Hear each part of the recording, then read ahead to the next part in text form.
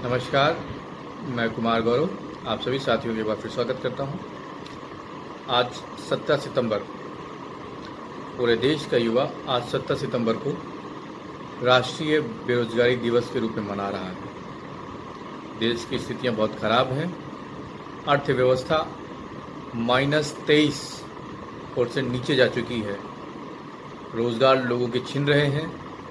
जिनकी नौकरियां थी वो जा रही हैं। जिनकी नौकरियां बची हैं उनकी तनख्वाहें कट चुकी हैं, और जिनके नौकरी का इंतज़ार था, लंबे समय से तैयारी कर रहे थे, उन्हें नौकरी मिलने की कोई आस नज़र नहीं आ रही है।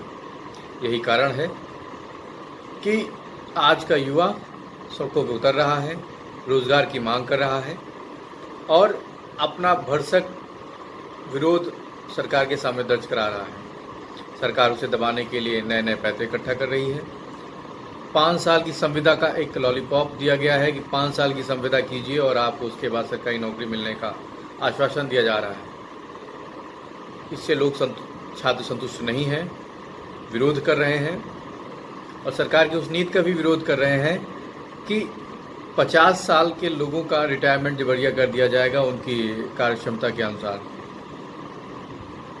आखिर जब उन्हें नौकरी 60 साल तक के लिए दी गई है तो 50 साल की उम्र में रिटायरमेंट क्यों, ये वो सवाल पूछ रहे हैं। वहीं डॉक्टरों की संविदा 60 साल से 65 साल कर दी गई है नौकरी की उम्र। तो क्या अन्य क्षेत्रों को या अन्य विभागों के लोगों की कार्यशैली 50 साल की उम्र में घट जाती है और डॉक्टरों की 60 साल से 65 साल कर दी जाती है तो उनकी योग्यता बढ़ जाती है? उनमें उम्र का कोई हराश नहीं होता है क्या? इन्हीं सब सवालों को लेकर युवा, छात्र, छात्राएं सभी सड़कों पर हैं और उनकी मांग है कि हमें रोज़गार मिले। यह मांग है कि हम कोरोना से तो बच जाएंगे मान लीजिए किसी तरह, और बेरोज़गारी और भुखमरी से कैसे बचेंगे?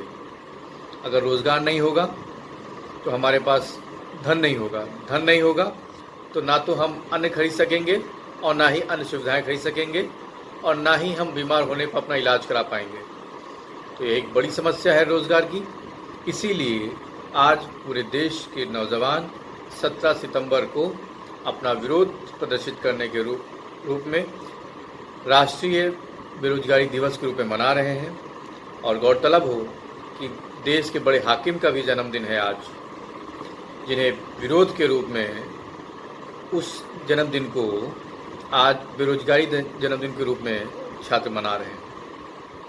देखते हैं इन छात्रों के ताली थाली बजाकर विरोध प्रदर्शन करना और रोज़गार मांगना सरकार के आला कमान तक कब पहुंचती है आवाज़ या नहीं, ये वक्त बताएगा। मगर युवाओं का सड़कों पे उतरना और अपना विरोध दर्ज कराना जायज़ है और उनकी मांग भी जायज़ है। अब ये सरकार कितना ध्यान देती है इन बेरोजगार युवकों के प्रति, मगर कुछ लोगों का समर्थन इस बात पे है कि सही है, लोगों के रोज़गार जा रहे हैं तो कुछ सोच समझ के सरकार ने कदम उठाए होंगे या उनके पास कोई रणनीति होगी, परंतु लोगों पे इस पे कोई यकीन नहीं हो रहा है और उन्हें लग रहा है कि सरकार उनके साथ ठगी कर रही है। फॉर्म तो भराए जाते हैं परंतु ना तो परीक्षाएं कराई जाती हैं, परीक्षाएं हो जाती हैं तो उनके रिज़ल्ट नहीं आते हैं। अगर कहीं किसी तरह रिज़ल्ट आ भी गया तो वो कोर्ट कचहरी की भेंट चढ़ा दिए जाते हैं। कोर्ट कचहरी से भी बच गए तो ज्वाइनिंग नहीं कराई जाती है। इस पूरे क्रम में परीक्षा देने वाले छात्र अपनी एक लंबी उम्र गंवा देते हैं कि आज नहीं कल, कल नहीं परसों उन्हें रोज़गार मिलेगा, उन्हें नौकरी मिलेगी, परंतु उनका सपना इस सरकार में चकनाचूर हो गया है।